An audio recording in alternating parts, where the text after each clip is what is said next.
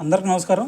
మన ఛానల్‌లో కొంతమంది అన్న ఐఎస్‌పీఎల్ గానీ, లేదంటే ఎటువంటి డిస్ట్రిక్ట్ మ్యాచెస్, లేదంటే స్టేట్ మ్యాచెస్ ఏమీ ఆడకుండా మేము డైరెక్ట్‌గా ఐపీఎల్‌కి ఆడే ఛాన్సెస్ ఏమన్నా ఉందా? అని చెప్పేసి కొంతమంది అడుగుతున్నారు. సో, దాని తర్వాత కొంతమంది ఐఎస్‌పీఎల్ నుంచి ఐపీఎల్ ఆడే ఛాన్సెస్ ఏమన్నా ఉన్నాయా? అని చెప్పేసి కూడా కొంతమంది అయితే అడుగుతున్నారు. సో, అయితే వాటి గురించి అయితే ఈ వీడియోలో ఫుల్ క్లారిటీ అయితే ఇద్దాం. అయితే ఈ వీడియో పూర్తిగా అయితే చూడండి. మీకు క్రికెట్ రావటం అనేది ఇంత ఈజీయా? అని చెప్పేసి ఒక ఐడియా అయితే ఖచ్చితంగా ఈ వీడియోలో అయితే మీకు ఇస్తాను. అయితే మరి ఇక ఈ వీడియోలోకి వెళ్ళే ముందు ఈ వీడియోని అయితే ఒక లైక్ అయితే చేయండి. అయితే మరి ఇక మనం ఈ విషయంకి వస్తే ఫస్ట్ మనం ఐపీఎల్ ఆడాలి అంటే అసలు ఏమేమి కావాలి మనకి, అసలు మనం ఏం చేయాలి అనేది ఫస్ట్ మీరు తెలుసుకోవాలి.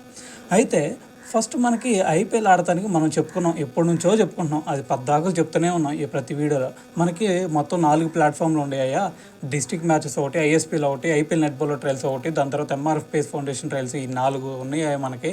సో వీటి ద్వారా మీరు ఎట్టైనా వెళ్ళొచ్చు అని చెప్పేసి చాలాసార్లు నేను చెప్పాను. సో అయితే మరి ఇక్కడ నుంచి ఎలాగెళ్ళాలి అనేది ఫస్ట్ మీకు తెలియాలి. సో అయితే మీకు ఇక్కడ ఒక మోడల్ అర్థం అవ్వాలి. అసలు మీరు క్రికెటర్ అవ్వాలంటే మీకు తెలియాల్సింది ఏది అంటే ఐఎస్పీఎల్, ఐపీఎల్ మీరు ఆడాలి అనుకుంటున్నారు. అయితే ఇక్కడ ఐఎస్పీఎల్, ఐపీఎల్లో అసలు ఏం జరుగుతుంది అనేది ఫస్ట్ మీకు తెలిస్తే ఆటోమేటిక్గా మీకు ఫుల్ ఇన్ఫర్మేషన్ అర్థమైపోద్ది. అయితే ఇక్కడ మీకు ఫస్ట్ తెలియాల్సింది ఏంటంటే ఐపీఎల్ కానీ, ఐఎస్పీఎల్ కానీ ఒక ప్రైవేట్ లీగ్స్ లాంటివి. అయితే ఇక్కడ ఏంది అంటే మిమ్మల్ని ఆక్షన్స్లోకి తీసుకొని సో అక్కడ నుంచి మీ టాలెంట్ ప్రూవ్ చేసుకోగలిగితే ఇండియా టీంకి వెళ్తారు. సో అయితే మరి మీరు చేయాల్సింది ఏది అంటే ఇక్కడ ఎక్కడైనా సరే మీ అవసరాన్ని క్రియేట్ చేయాలి. ఇప్పుడు ఒక మూవీలో ప్రభాస్ డైలాగ్ ఉండిద్ది, మనం ఎదగాలి అంటే లొంగాలి, వంగాలి, తొంగాలి ఇవన్నీ అంటే కుదరదు, మనం అంటే ఒక అవసరం క్రియేట్ చేయాలి, దాని ద్వారానే మనం ఎదుగుతాం అని చెప్పేసి ఒక డైలాగ్ ఉండిద్ది. అది 100% ఇక్కడ కూడా అప్లై అయ్యిద్ది. ఎందుకంటున్నానంటే ఇప్పుడు ఐపీఎల్లో కానీ, ఐఎస్పీఎల్లో కానీ నువ్వు ఆడాలి అంటే నిన్ను ఫ్రాంచైజీ కొనుక్కోవాలి. ఫ్రాంచైజీ వాళ్ళు కొనుక్కోవాలి అంటే వాళ్ళు నీకు డబ్బులు ఇవ్వాలి. మరి డబ్బులు ఊరకనే ఇస్తారా? ఇప్పుడు నువ్వు ఉన్నావు, నాకు ₹1,00,000 కావాలంటే ఇస్తావా? ఇవ్వవు కదా. మరి అలాగే ఫ్రాంచైజీస్ కూడా నీకు ఊరక 3,00,000 పెట్టి నీకు ఇచ్చి వాళ్ళ టీంలో తీసుకోవాలంటే తీసుకో. మరి తీసుకోవాలంటే నువ్వేం చేయాలా? నీ నుంచి వాళ్ళకి అవసరాన్ని క్రియేట్ చేయాలి. అవసరాన్ని ఎలా క్రియేట్ చేస్తావు అంటే నీ దగ్గర ఒక టాలెంట్ ఉంది అని కనుక నువ్వు చూపించుకోగలిగితే, అది ఏదైనా సరే, బౌలింగ్ అయినా బ్యాటింగ్ అయినా, నువ్వు దగ్గర ఈ టాలెంట్ ఉంది అని చూపించుకుంటే దాని ద్వారా నువ్వు బ్యాటింగ్ కానీ ఫీల్డింగ్ చేసేటప్పుడు నిన్ను ఒక 10 మంది చూస్తారు. ఆ 10 మంది చూసినప్పుడు మనకి డిజిటల్లో ఇప్పుడంతా డిజిటల్ మీడియా, సో దాంట్లో ఒక 10 మంది నిన్ను చూసినప్పుడు ఒక వ్యూవర్షిప్ క్రియేట్ అయ్యింది. నిన్ను ఎవరైతే ఒక ఫ్రాంచైజీ తీసుకున్నారో సో వాళ్ళ కిందే కాబట్టి ఇది నడిచేది, వాళ్ళకు ఒక వ్యూవర్షిప్ క్రియేట్ అయ్యింది. నీ బ్యాటింగ్ చూస్తానికి వచ్చిన వాళ్ళందరే వాళ్ళ వ్యూస్లోకి వెళ్ళిపోతాయి. సో దానివల్ల ఏంది, వాళ్ళకి వ్యూస్ వస్తే దానివల్ల ఇన్కమ్ జనరేట్ అయ్యింది. సో దాన్ని బట్టి నువ్వు నీ వల్ల ఒక యూజ్ని వాళ్ళకి క్రియేట్ చేయగలుగుతున్నాం.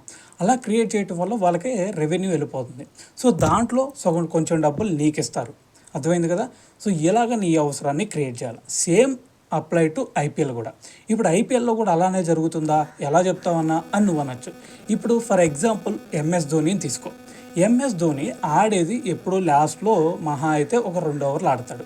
సో అయితే ఆ 2 ఓవర్లకే మరి ఎంఎస్ ధోనికి అన్ని కోట్లు ఇచ్చి సిఎస్కే టీంలో ఎందుకు ఉంచుతున్నారు అంటే నీకు చిన్న పిల్లోడిని అడిగినా చెప్తాడు, ఎంఎస్ ధోని వల్ల వ్యూవర్షిప్ వచ్చింది. ఎందుకంటే ఎంఎస్ ధోనికి ఉన్న హ్యూజ్ ఫ్యాన్ బేస్ అలాంటిది. ఎంఎస్ ధోని కనుక సిఎస్కే నుంచి బయటికి వెళ్ళిపోతే సిఎస్కే కొలాప్స్ అయ్యింది, వ్యూవర్షిప్ తగ్గిపోయింది, వాళ్ళకంత ఇన్కమ్ జనరేట్ అవ్వదు అని చెప్పేసి ప్రతి ఒక్కరికి తెలిసిందే. సో దీంట్లో ఎటువంటి ఫ్యాన్ బేస్ అని పెట్టుకోమాకండి, ఇదంతా చెత్తవారం అంట. మనం మాట్లాడుకుంటుంది ఏంది, మనం క్రికెట్ రావటం ఎలాగా అనే దాని గురించి మాత్రమే మనం ముఖ్యంగా చూసుకోవాలి. అంతేగాని ఫ్యాన్ బేస్ ఉందంటావు, ఫ్యాన్ బేస్ యాడ్ ఉంది అని చెప్పేసి ఇలాంటి చెత్త అంతా తీసుకురామాకండి. ఫస్ట్ మన బతుకు మనం సరి చేసుకుందాం. సో తర్వాత మన ఫ్యాన్స్గా మనం ఎవరైతే అభిమానిస్తున్నామో వాళ్ళ కోసం కొట్టుకు చేద్దాం. ఫస్ట్ మన బతుకు సరి లేనప్పుడు వాళ్ళ కోసం కొట్టుకోవడంలో మనకు అర్థం లేదనేది నా ఫీలింగ్. సో దీని గురించి మీరు ఏమనుకున్నా ఇక నేను పట్టించుకునేది లేదు. అయితే మీరు ఇక్కడ క్రికెటర్ అవ్వాలి అంటే ఎంఎస్ ధోని కోసం ఎందుకు ఆ ఫ్రాంచైజీ అంతా తాతలాడుతుంది అంటే ఎంఎస్ ధోనికి ఉన్న హ్యూజ్ ఫ్యాన్ బేస్ అట్లాంటిది. సో దానివల్ల ఎంఎస్ ధోనిని చూడటానికి కొంతమంది వస్తారు, దానివల్ల వాళ్ళకి ఇన్కమ్ జనరేట్ అయ్యింది. ఎలాగైతే మనకి మూవీస్లో ఒక హీరోని చూడటానికి ఎలాగైతే వెళ్తారో సో దాన్ని బట్టి వాళ్ళకి ఒక మార్కెట్ వాల్యూ కోట్లలో ఉండిద్ది. అలాగే ఎంఎస్ ధోనికి కూడా కొన్ని కోట్లలో ఉండిద్ది.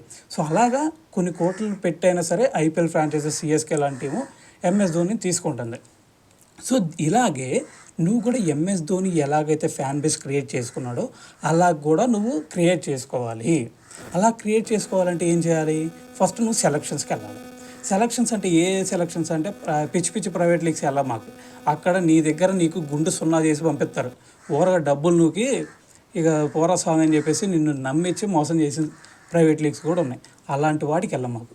ఐఎస్పిఎల్ ఏం చేస్తుంది, నీకు ఒక రూ. 1000 రిజిస్ట్రేషన్ తీసుకొని దాని తర్వాత నెక్స్ట్ సీజన్కి కూడా నీకు ఒక ఛాన్స్ ఇచ్చి, సో ఈ 2 సంవత్సరాలు నువ్వు ప్రూవ్ చేసుకోరా, మా దగ్గరకు రా, మేము నేను ఆక్షన్లో తీసుకుంటాం నీ గేమ్ నచ్చితే అని చెప్పేసి ఒక ఆక్షన్స్ పెట్టి అక్కడ నీకు డబ్బులు ఇచ్చి మరి నీ టాలెంట్ని చూపించుకో బాబు అని చెప్పేసి నీకు ఒక ప్లాట్ఫామ్ క్రియేట్ చేస్తుంది.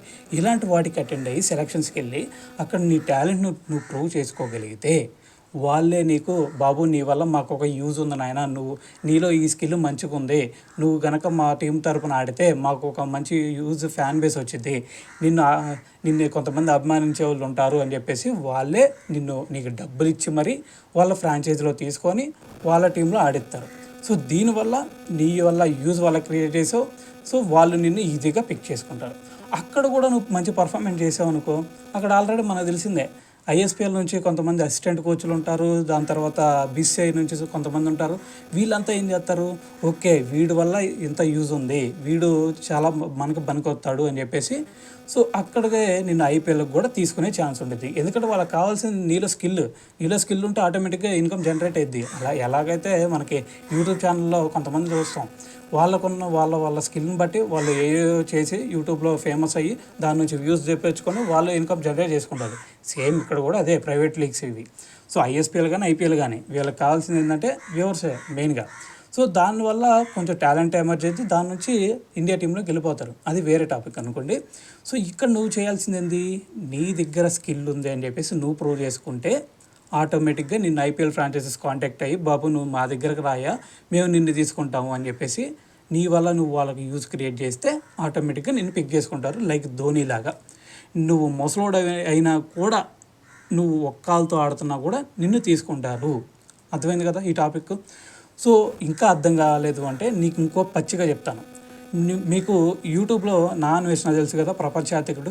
ఇప్పుడు ఆ అన్న ఉన్నాడు. ఆ అన్న అంతకుముందు ఎప్పుడైతే ఈ వరల్డ్ టూర్ స్టార్ట్ చేయకముందు ఆ అన్న ఎవరికైనా తెలుసా? అంతకుముందు ఆ అన్ననే ఎవరో పట్టించుకున్న వాళ్ళు లేరు. అంటే ఇప్పుడు చూసుకుంటే అన్నకి మూవీ ఆఫర్లు కూడా వస్తున్నాయి. ఎందుకు వస్తున్నాయి? ఆ అన్న ఒక ఫేమస్ అయ్యాడు, దాని తర్వాత ఆ అన్న ఒక వీడియో పెడితే మిలియన్లో వ్యూస్ వెళ్ళిపోతాయి. సో దానివల్ల ఆ అన్నను చూసేవాళ్ళు చాలామంది ఉన్నారు.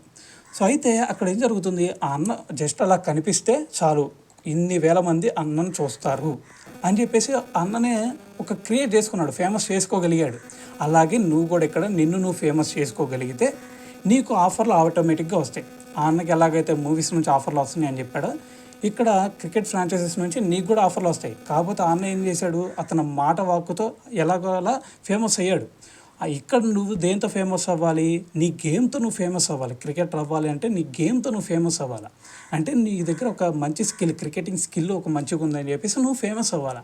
అలా నువ్వు అవ్వగలిగితే ఆటోమేటిక్గా నిన్ను ఎత్తుక్కుంటూ ఐపీఎల్ ఫ్రాంచైజెస్ వస్తాయి.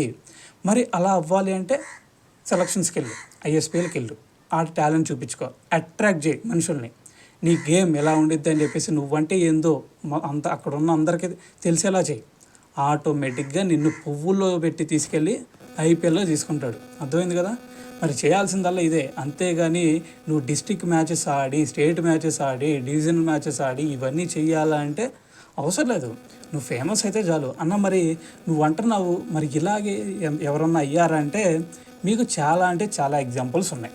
సపోజ్ ఉమ్రాన్ మాలిక్ ఒకడు, దాని తర్వాత ఆకాష్ సింగ్, మీ అందరికి తెలుసా లేదు, దాని తర్వాత ఆకాష్ సింగ్ అన్న అవినాష్ సింగ్. సో దాని తర్వాత మళ్ళీ ఆకాష్ మద్వాల్. వీళ్ళంతా ఎలా వెళ్ళారు, వీళ్ళందరూ కూడా ఇలాగే ఒక షార్టెస్ట్ వేలోనే వెళ్ళింది. వీళ్ళు కూడా టెన్నిస్ బాల్తో ఆడినోళ్ళే. మరి వీళ్ళందరూ మరి డైరెక్ట్గా ఆర్సీబీ టీంలోకి ఎట్లా వెళ్ళారు, మరి ఆకాష్ మద్వాల్ చూస్తే ఎలా వెళ్ళాడు, దాని తర్వాత ఉమ్రాన్ మాలిక్ ఎటువంటి డిస్ట్రిక్ట్ లేదంటే స్టేట్ మ్యాచెస్ ఆడకుండా ఎలా వెళ్ళాడు అంటే, ఇంకొక ఎగ్జాంపుల్ డేవిడ్ వార్నర్ ఎలా వెళ్ళాడు తెలుసా? ఒక్క స్టేట్ మ్యాచ్ ఆడలా, ఒక్క డిస్ట్రిక్ట్ మ్యాచ్ ఆడలా, డైరెక్ట్గా ఆస్ట్రేలియా టీంలో తీసుకెళ్ళి పడేశారు. అప్పుడు డేవిడ్ వార్నర్ మీద ఎన్ని రూమర్లు అలాగే ఎన్ని ట్రోల్స్ వచ్చినాయో తెలుసా? అసలు డేవిడ్ వార్నర్ని అక్కడ ఆడించకూడదు ఆస్ట్రేలియా టీంలో కూడా అని కొంతమంది అయితే ప్రొటెస్ట్ చేశారు. అయినా సరే ఎందుకు వాళ్ళు వదిలిపెట్టలేదంటే డేవిడ్ వార్నర్ దగ్గర ఒక స్టఫ్ ఉందని చెప్పేసి వాళ్ళకి అర్థమైంది. సో ఇలాంటి ప్లేయర్ మన దగ్గరకు వస్తే ఆటోమేటిక్గా మనకి వ్యూవర్షిప్ పెరిగిద్ది బాబు అని చెప్పేసి వాళ్ళు నమ్మగలిగారు.